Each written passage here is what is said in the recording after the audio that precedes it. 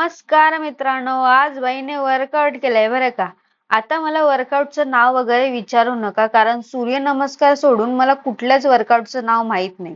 मी आधीच डिसाईड केलं होतं, जेवढं जमेल तेवढं फुल बॉडी वर्कआउट करेल आणि मग शेवटी सूर्यनमस्कार घालेन. कारण मी युट्यूब शॉर्ट्स मध्ये बघितलेलं लोक 108 सूर्यनमस्काराचं चॅलेंज घेतात.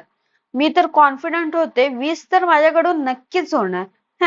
पण भेंडी इतकी लाजिरवाणी गोष्ट आहे की माझ्याकडून 5 सुद्धा कंप्लीट झाले नाही.